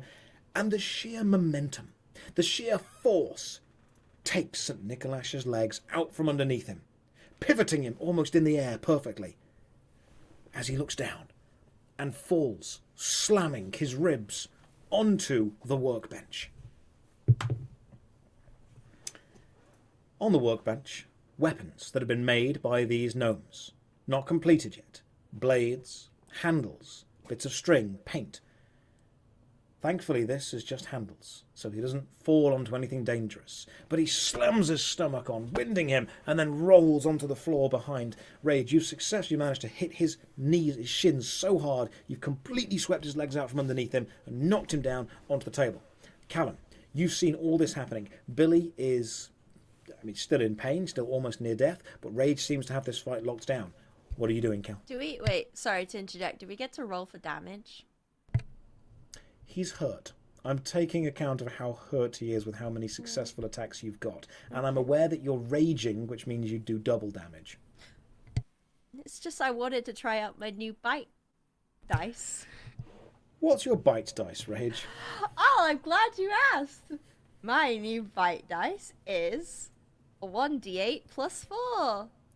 Roll 1d8 plus 4, Rage. Thank you. What's a d8? Oh, is it this one? It's the one with 8 sides on it. Yep. That is 8 damage. That is 8 in total. Yeah. He's looking a little bit worse for wear. You've taken a bigger chunk out of his shin than he first realised. Callum, you've just watched his feet be taken out from under him and Nicholas slam onto the floor. In fact, when he stands up and tries to dust himself off, he's almost wheezing because his ribs may have been cracked. What are you going to do, Cal? You've got a factory full of, effectively, prisoner gnomes making weapons and one very angry ogre. I am going to inspire Billy. Inspire Billy, how? I'm going to tell her... Ooh. Good question. I'm going to use my infinite words of wisdom, as always, and be like, look, Billy, we've been in worse situations. We were in my shitty hovel less than 20 minutes ago. We can get through this. And then I just whack out the flute and give a quick... to inspire. Oh, I'm inspired by the heinous noise of your flute. Billy, how inspired do you feel right now? I'm feeling like averagely inspired, you know. I really want to get back to the cabin, to be honest. So whatever this is going on, I really just want it to be over. Excellent. So, Cal, you've inspired Billy. Is there anything else you want to do with your turn, getting involved with the actual situation? I want to start stealthily trying to use the end of my axe to pick the chains, the locks on the chains of some of the feet of the gnomes, because we may need help in this fight. Now, the axe that you're using is very specially imbued with the souls of people who were trapped by the liminal nursery in one of the last adventures. So your axe head is actually slightly magical. So when you hold it toward the lock, the chain on the locks that are holding the gnome's ankles together, you realise that you don't need to hit these. You can pick them using the axe head. You simply hold the blade against it. Now, if you could only think of a rhyme to pick the chains or break the locks of these gnomes that are making weapons and toys in this underground icy production facility, it would be able to be picked. You just need a rhyme. Yeah, I hold it to the thing and I say, swiggity swoam, free the gnome, allow these little buggers to go home. Roll the d20, please, Cal. 14. You hear a click, and then another click, and then another click, and another, and then you hear the rattle of chains falling to the floor away from around the ankles, and you look down, and you can see the gnomes in the row, 4 or 5 of them all chained together. Realise that their ankles are free. They lean down and begin rubbing the skin where this horrible iron shackle was, and they look over to you, and they speak. You freed us. How can the gnomes ever repay you? Well, for starters, the big guy with whip over there, help us kind of swarm that thing, please. Roll a d20 for inspiration. So it's not the most inspiring thing I've ever said. That was a 1. No! The gnomes run out of the cavern. They are terrified of St. Nicholas. The fact that you've even reminded them he exists has caused them to panic. And after you said, hey, can you help us fight that? And they were like, no. And they've gone. They are immediately out. 5 of them have ran away. All the rest, realising that you can free them from their chains, begin swarming you in groups of 5, running together. They run at you and then fall down onto the floor and hold their leg up towards you, thrusting this chain, thrusting the iron shackles, almost screaming at you, you know, get this off me! But like lots of gnomes all saying that at the same time. Callum, how are you feeling about the situation? Not great, but I've got a plan here. So, I turn around to the gnomes and I'm like, look, I can get you a place to live. Very local, pretty okay. I just need your help sorting out the big dude. And I will cut the end of the chain free and let you all swarm together. Is that a plan? Roll a d20 for the effectiveness of this plan, and I will roll a d20 for the gnome's desperation to find a place to live. 3, marginally more convincing. Add your charisma modifier. That was 5. So 8. Lucky, I rolled a 7. They agree to your terms. They think this is probably the best thing to do, to be able to work together to swarm St. Nicholas, and then you can give them a lovely, cosy place to live. They are very excited to see this place to live, and already dreams in their heads, spinning round fantastic, beautiful ideas. St. Nicholas stands up. dusts himself off, and begins whipping madly around at the gnomes swarming toward him, at you, Billy, at you, Rage, at you, Cal. Cal, he realises that you've freed 2 of his gnomes, and so he pulls his hands back and whips 2 towards you. Cal, what's your armour class? 10. The first whip cracks by the side and misses you, but the second you feel embed in your shoulder.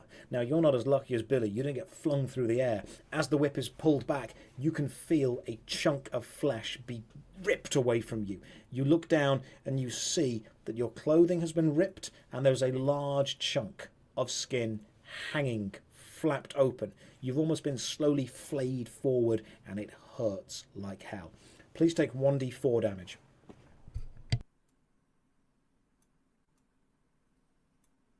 Okay, that is a 2.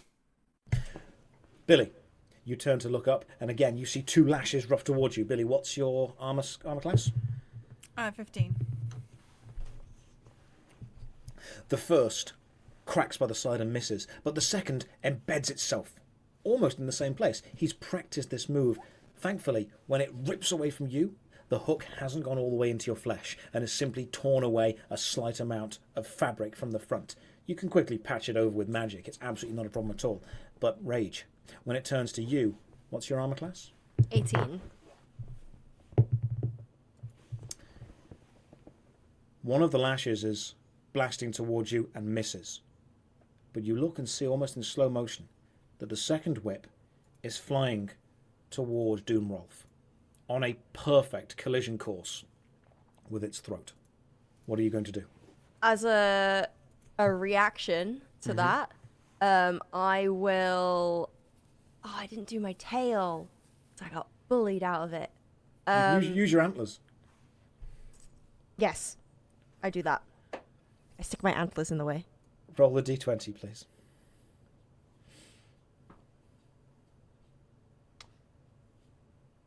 So, can we talk about it? Sure. Because it's like a saving throw. Do you Is want that to roll what with that means? advantage? No, but like Because if you're it's a raging. Oh, yeah, thanks. Yeah, we can talk about it. I'll remember what you're doing. It's fine. Okay. Wee. Oh. Professionals. That's an 11 That's an 11. plus saving throw, I guess, which is 15. The whip is flying in front of you. It's almost embedded itself inside Doomrolf's throat, but suddenly it hits your antlers and wraps around them instead, catching onto itself. You are now very attached, Oh no. and St. Nicholas pulls back. Oh no. Rage, roll a d20. Strength saving throw. It's a 10. You feel as St. Nicholas's arm yanks back in an attempt to almost loft you into the air and whip you over the other side near where Billy is. You resist. You pull back, and the whip pulls taut. The tension is held. It's wrapped around your antler. It's wrapped around his hand with chains and flesh. And you pull, and he pulls, and the whip is simply pulled tight. As long as you remain strong, this hand is now out of the fight. Billy, what are you doing? Okay, while he's busy focusing on Rage, I am gonna just I'm gonna try and acid splash him, to see if that will cause him any damage. Okay, roll a d20. 1. Describe how the acid splash would go. I try to kind of pull it kind of from the ground, from all the rubbish that's kind of around here, because it's a production line, so I assume that there's going to be sort of like grossness around. There is. So you wish to almost pull the toxic elements up off the floor, imbue them with acidic energy, and then throw them toward... Are we going for one powerful globule, or are we going for like a more localized spray area? Yeah, like lots of little blobs. Okay. St. Nicholas is standing there, a tug of war with you, Rage. He turns and looks at you, Billy, still holding the tension in one whip as it's wrapped around your antlers. Billy, you conjure as much energy as you can from the floor. It starts to shake, it starts to shiver. Oil, drippings. Bits of skin, hair, flesh, blood, everything starts to rise up and then glow green, congealed into powerful globules, and they are flung forward. At this time, Callum's inspired gnome army have all finally worked out how to work together, and 5 of them stand up and look at each other. No more will there be slaves. No more will they be taken advantage of. No more will they be owned by this horrific ogre. Realizing they can run as one, they can move as one, and they can fight as one, they all step forward on their left leg, and then their right, and then their left, and then their right. They all run, they all jump onto the nearest table, and they all leap up into the air. They all pull their hands back, ready to attack. And Nikolash, staring at Billy, simply leans backwards. These gnomes see Nikolash lean, and in front, heading toward them, they see a strange visage, green globules flying through the air, dense and acidic. The 5 gnomes run at the table and jump into the air, so Nikolash leans out of the way of Billy's acid splash as it flies past where he was and slams into the face of the 5 gnomes working together. It melts through them. It melts through bone.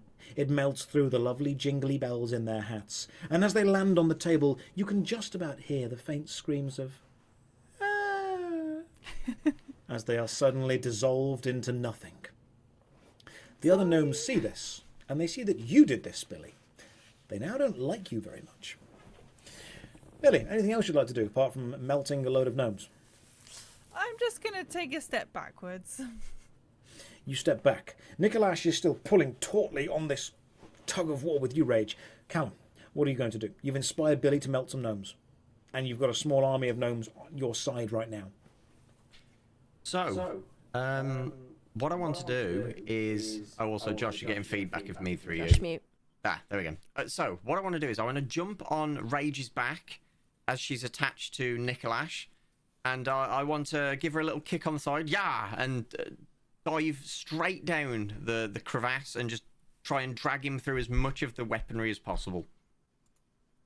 So, because Rage is a reindeer, and there's this whip wrapped around her antlers, and the whip is pulled taut, and the other end, the handle, is being held by Nikolash, you want to effectively ride Rage like a horse through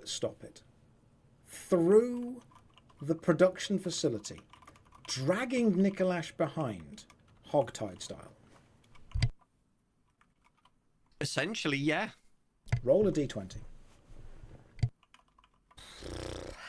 That is a 6. Yeah. Rage, how are you feeling about this? I didn't consent to being ridden. But Desperate measures. I freak out, actually. Yeah, when you jump on my back, I didn't expect it. So I Rage, roll a d20, please. 14. Callum, full of confidence, bravado, and good bardic ideas, runs toward Rage, leaps up into the air, almost like you've heard of in stories. Almost from behind, you want to leap up, hands on the hind, and push yourself up. Rage, realizing that something is happening, but not being entirely sure what, simply bolts up into the air and kicks out really hard with both back legs. Callum, the next thing you feel is an incredible pressure in your chest, as you are no longer moving forward, but now flying backwards, quite powerfully, as you have effectively just been stamped backwards by a giant, angry barbarian reindeer. Callum, will you please take 1d6 damage? That's a 1. Please take 1 damage. Rage, unsure of what was about to attack you effectively just kicked backwards and made sure that you are safe. The kick, however, does cause a slight jolt in the whip, and it does pull Nikolash forward a little bit. And as it pulls him forward, he puts a hand out to steady himself, and this hand does end up falling onto one of the uncompleted knives on one of the production tables, and it cuts him quite badly. Rage, you can probably take advantage of this. You've managed to kick Callum away. What are you doing? I would like to jump on him so that he falls onto the knife. And also, hello, and I call my Doomy boy, and I would like him to also jump with me onto Nico slash, yes. Nicolash, because of the Nicolash. lash of the whip, and Nicholas, because of Christmas. It's very clever what I did there. Right, I could have gone with Santa Claus, but I didn't. I went with Nicolash, and I'd like you all to We're proud of appreciate you. that. Rage, roll a d20 for the effectiveness of this. 17. And roll for the Doom Rolf as well. 14. You have jostled this taut whip line, and it's pulled Nicolash forward slightly, and it's put his hand down onto a blade, but it's not gone all the way into it. But you've then decided turn, run, jump, and almost stand and stamp on the back of him, almost down onto the table. Is that what you're thinking? Mm-hmm. He looks up, and he manages to flick out one of the other whips and catch you in midair as you jump, knocking you off course so you do not land on him. And as he's smiling at you, as he's happy that he's managed to knock you off course, he feels a pressure on his back. He looks up, and he totally forgot about the Doom Wolf. As he feels the weight lean down and get pushed down even further onto the table. Rundolf is much, much heavier than Nicolash, and is standing on his back, pinning him to this production table that used to be full of weapons and gnomes. And as he is pinned, he feels a slight pain. Nicolash looks to his arms and sees a gnome, picks up one of the blades on the table and just pokes him in one arm. And then another gnome on the other side pokes on the other side. And then he feels a stab in his leg, and a stab in his leg, and a stab in his ribs, and a stab in his ribs, and the stomach, and the neck, and the head. And Callum, before you can stop them, your army of aggressive, angry, now freed gnomes have picked up the blades they've been producing for so long and have descended on now pinned Nicolash like a horde of angry goblins. But they're gnomes, stabbing repeatedly into this big bulbous body. And blood begins to just gently trickle out of hundreds, eventually becoming, through sheer anger and speed, thousands of tiny little cuts. Billy, how are you feeling seeing all this? I am just very close to the edge already. I'm feeling very delicate right now. I'm not feeling good. I just keep backing up, and I don't know what to do. I don't want to get close to him. I don't want his whip to get anywhere near me. I'm gonna go for Ye Old Faithful, and I'm gonna try and just shoot a fireball at him. I mean, Nicolash is dead. He's been stabbed by Yeah, but all I don't of want him to the get gnomes. back up. And your plan is to fireball the small mass of gnomes. Double tap.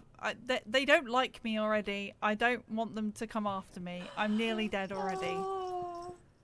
Billy, roll a d20, please. Billy, they were helping us. What are you 17. You manage to conjure a fireball into your hands, and you throw it toward the now almost shredded body of St. Nicolash.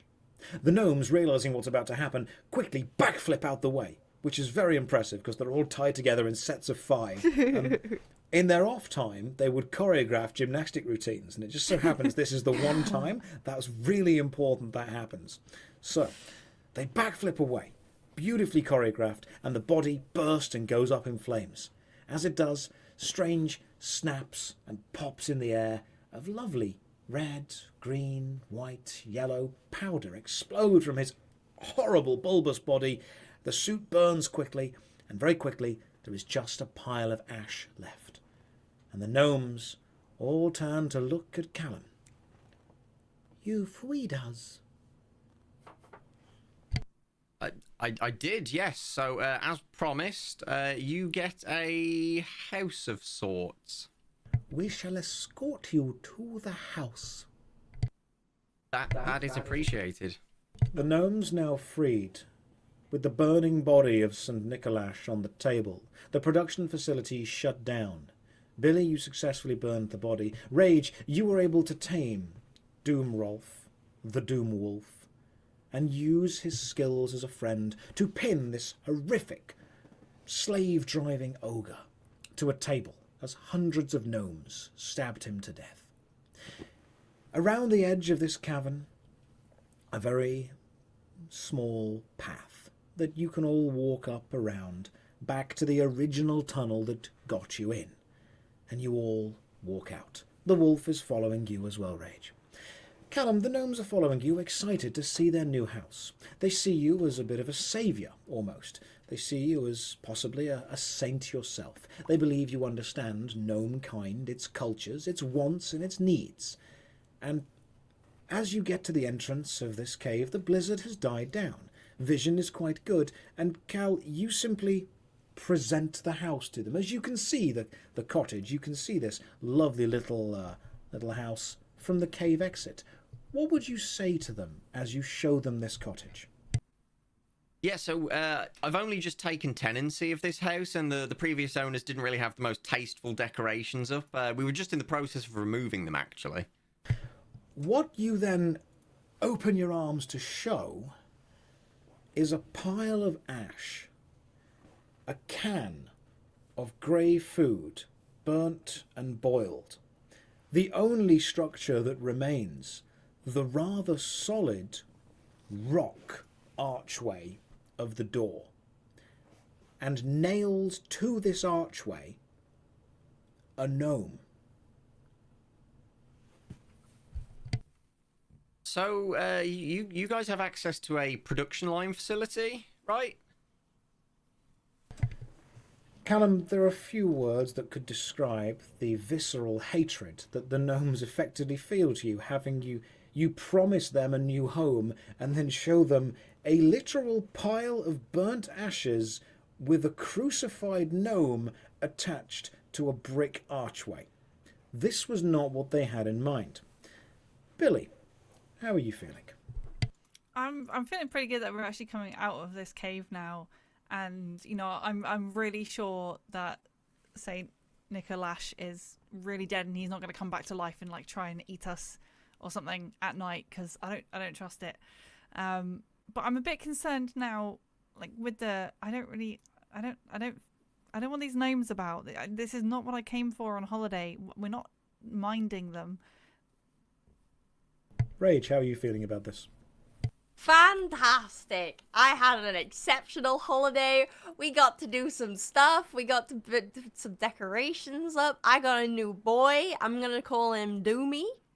And I'd like to take my red bandana from my arm, my very iconic red bandana, my ad, and I'm going to just put it around Doomy's neck as like a little collar, tied with a pretty bow. It's so funny. And I'd like to grab his little ears and kind of just go, "You're such a good boy, I love you so much."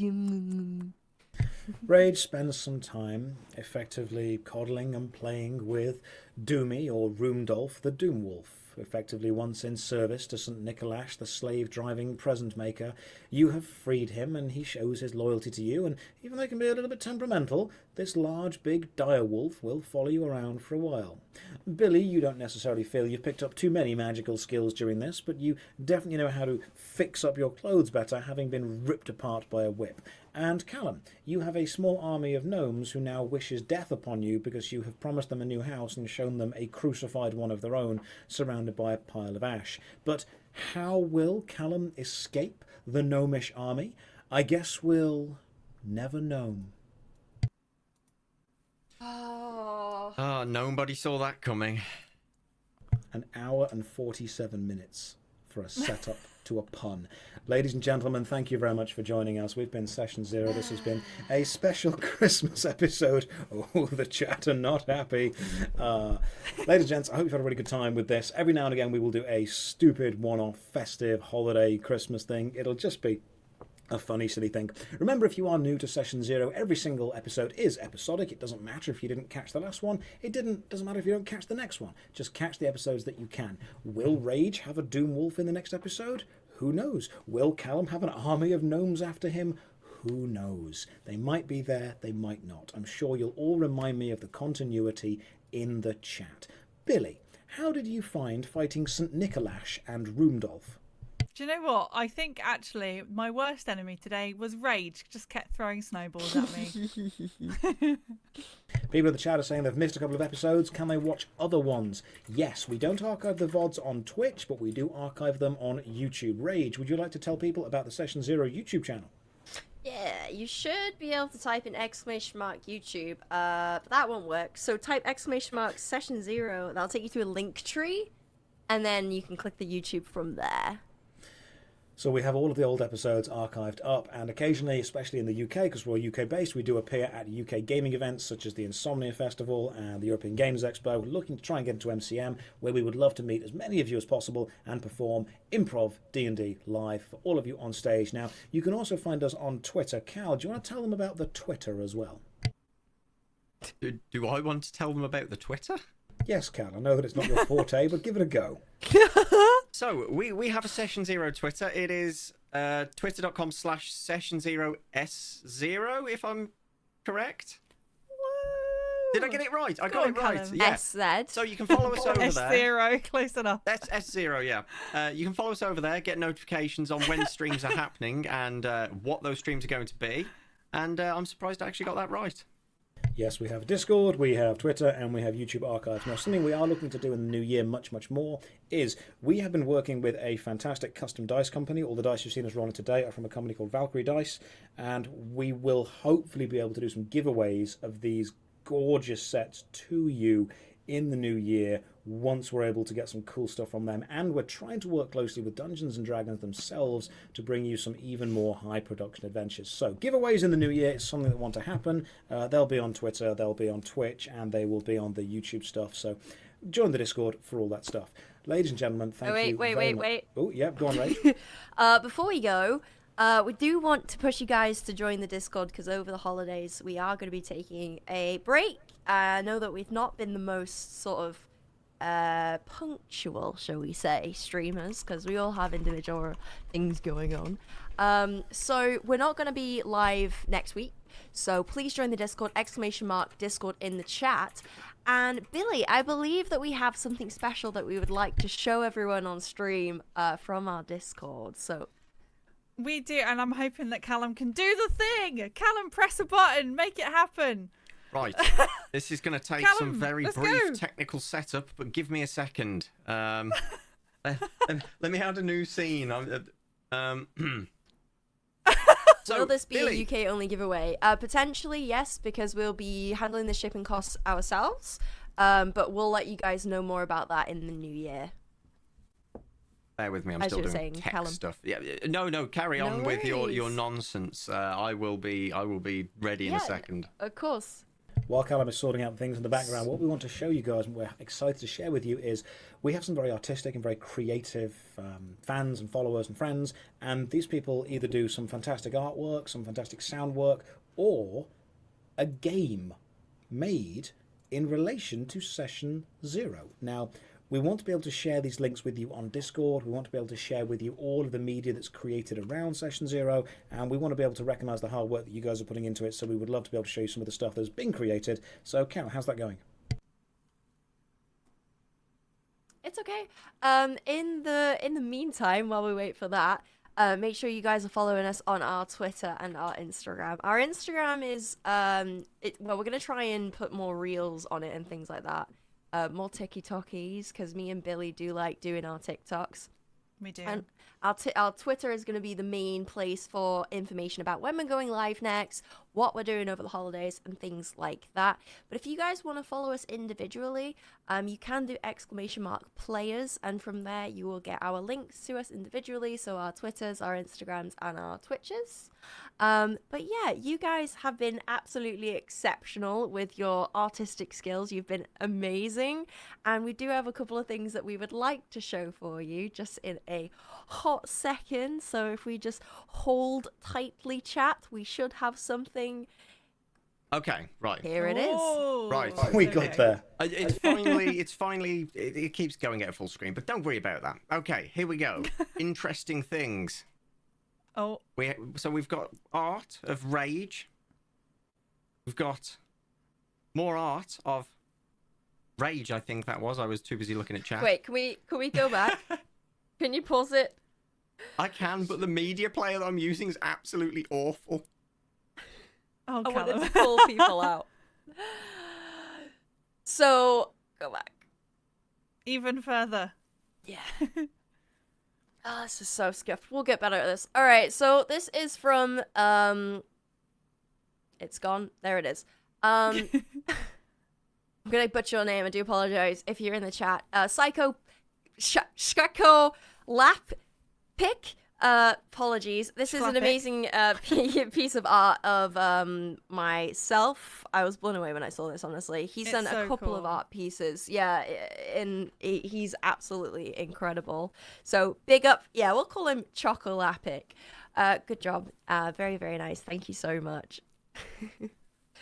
We also have another piece of art from Oops, I drew a thing of... I believe this is the session when you were hired to protect a lawful good paladin and get him from place to place.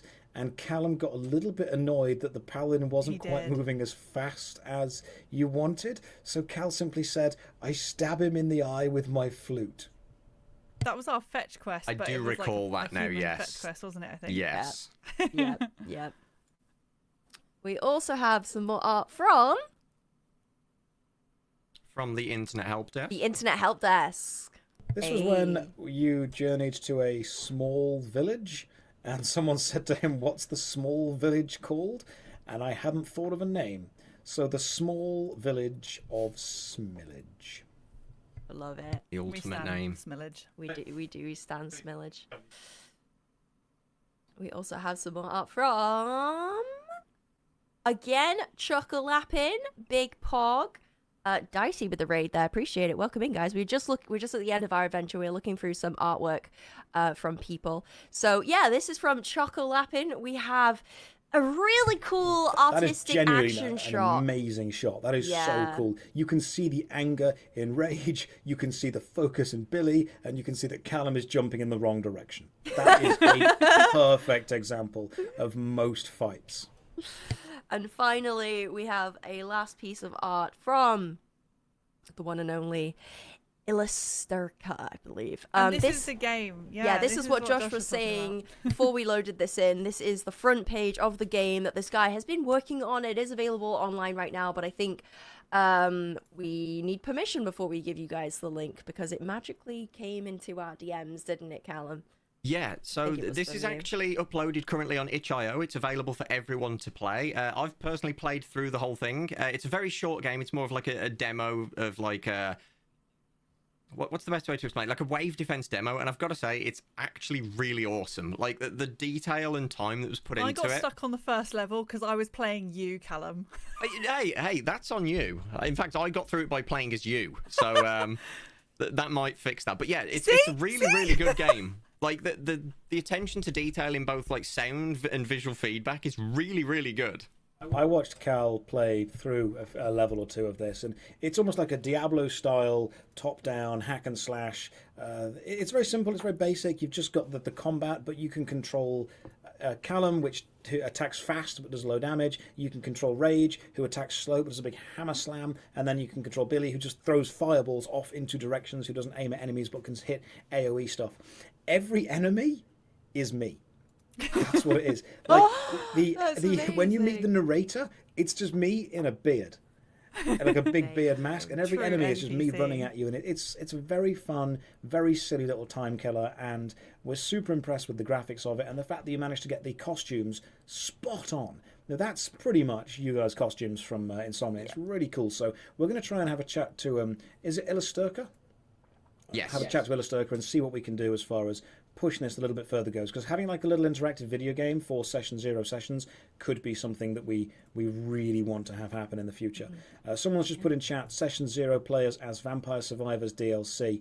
Jonty, look, I need to not be addicted to Vampire Survivors again, so we don't need to do that again. I put a good 300 hours into it. We need to step away from it now. But in all seriousness, the Timmy situation is very funny. So if you send any kind of media or artwork, we will find time at the end of a session to showcase what we've got and to just give some big thanks out to all of you. So before we head off to Christmas, any more final words? Please redirect all of your art over to the Discord channel. There is an art section where you can upload it directly there.